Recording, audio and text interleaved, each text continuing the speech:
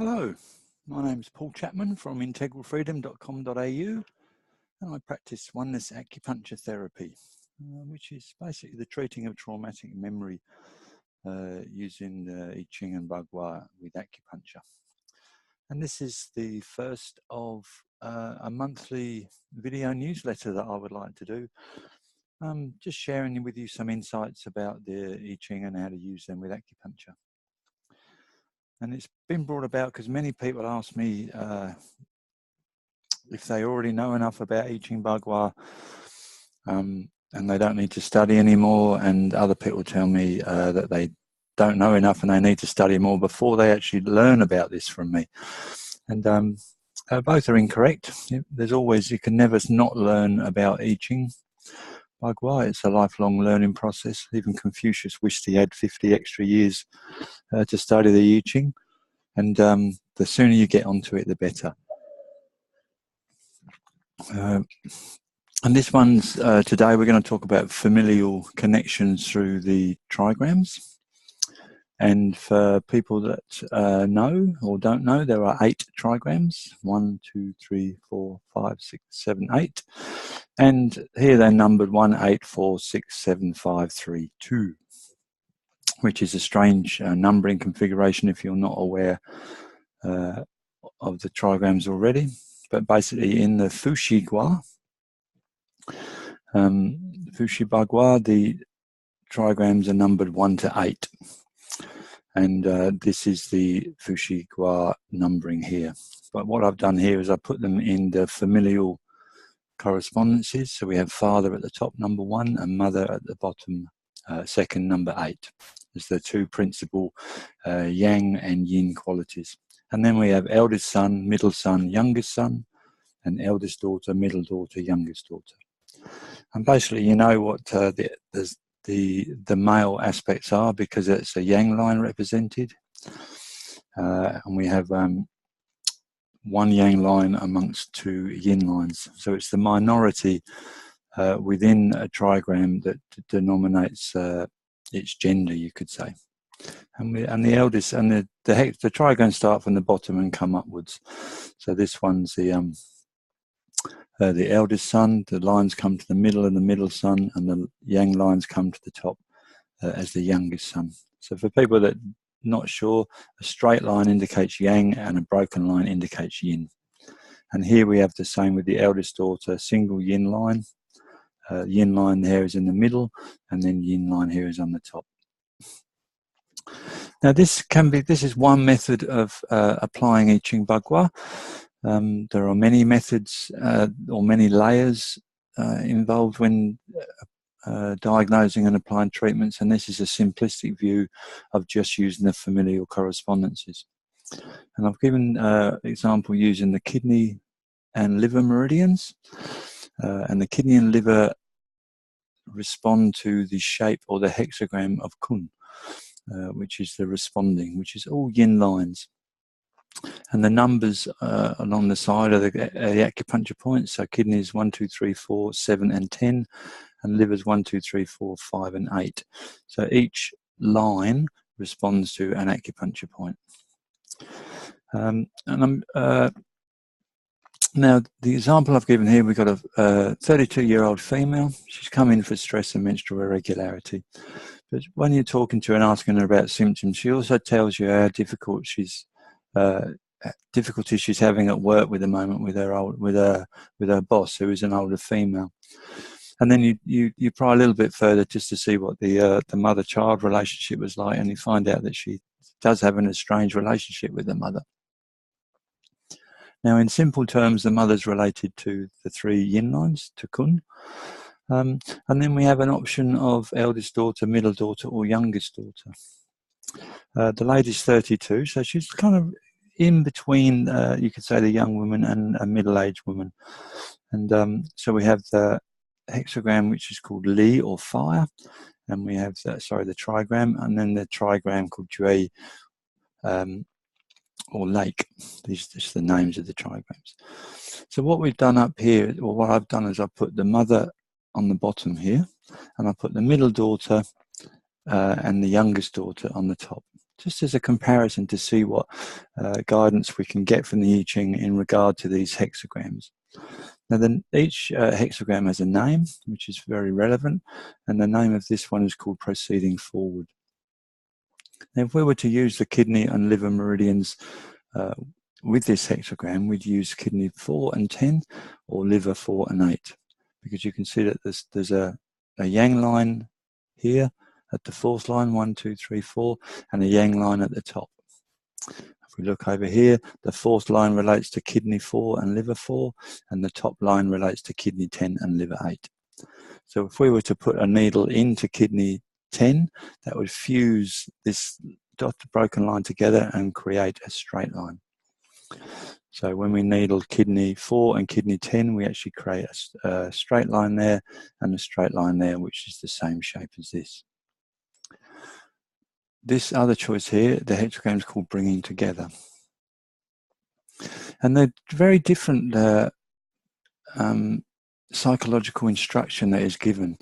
And it's my understanding that when we needle points to create hexagrams, when we actually pop a needle into the meridian system, we are inserting the intention of that psychological guidance from the I Ching into a person's meridian system. Now, when you apply this hexagram, proceeding forward, the actual stimulation that's going in is that the person's in a situation here where they're in the wrong place at the wrong time, you could say, or they have the wrong motivation, and their motivation is actually selfish, self-focused, and stimulating of these points is going to likely increase a person's push in that direction of greed, and that's likely to create further misfortune for the person, which is not what you're looking for. They may get slight sort of a brightening feeling about their behaviour initially, but in the not too long term, it's going to turn back on them and is not going to be very prosperous for them. So that would not be a good choice of needling. Whereas this other one here, we have the two solid lines are in the 4th and 5th position, so kidney 4 or 7 or liver 4 5.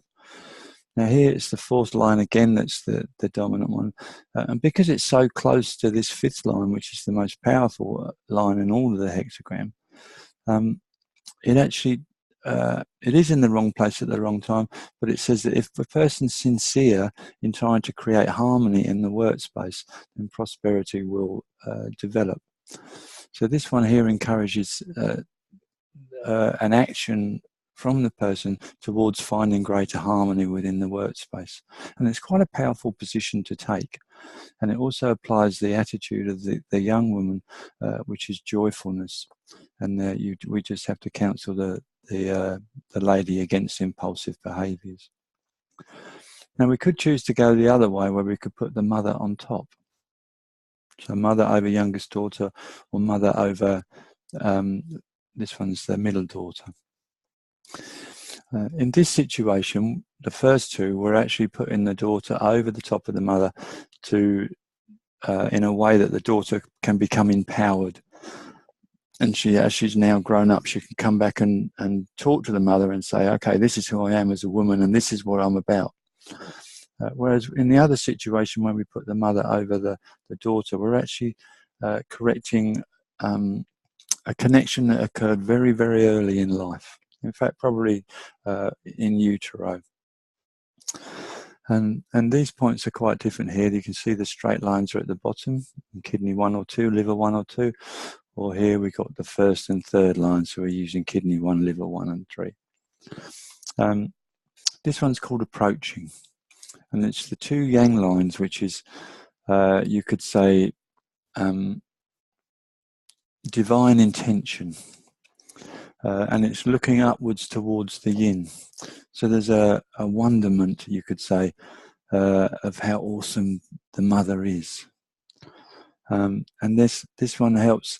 Again, it's got here steadfastness, right action is supported. So it's actually saying that if you stick to your integrity of who you are as a person and you maintain that, that is the right way to go, and it will create benefit. But there has to be an admiration of the elder person. So it removes the antagonism, especially against the older boss. And if that situation remains unfair, then basically this will create sufficient self-appreciation as well, and admiration, that it's likely that the person would leave that employment and find employment somewhere else. Whereas this one, the focus is on brilliance injured.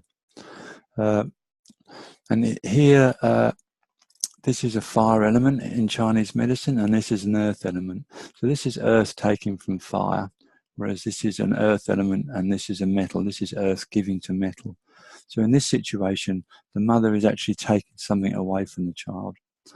And what's been created from the early estranged relationship, the early life of the mother to the child, is a behavioural mindset, a belief structure, which is inappropriate.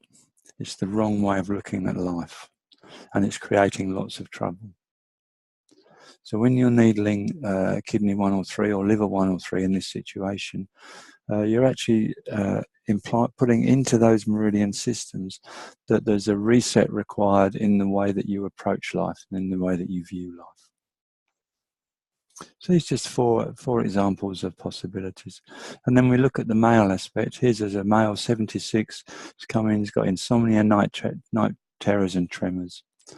And you talk to him further and you find out that his father was in the forces. He was a general in the army, and he was very strict and quite distant. There was no lack of physical correction, so he got quite a few beltings. And when he was a fairly young age, he was shifted off to army school, which was a boarding school in which he could develop his training. And then you find out a little bit further and you find out the person's actually a very gentle and creative man. And so then we can look at the familial responses here. We can take the father, which is the 3 lines here, number 1. Here it's on the bottom, here it's on the top. And here we have the number 7, which is the youngest son, or number 4, which is the eldest son. Now in the first situation, the hexagram is called Great Accumulation, and it uses 1, 2, 3 and 10 of the kidney meridian, or liver 1, 2, 3 and 8 of the liver. So 4 points on this hexagram. And when 4 points are needled, it's the top line of the ones that are not needled that one pays attention to. And this situation here, this is stubbornness over arrogance. And the counsel here is it's an old way of looking at things. It says a full-grown boar is a danger, meaning they have big tusks. And you don't cut the tusks off, you castrate it. So you don't kill the actual growth that's occurred, but you do cut off the origin.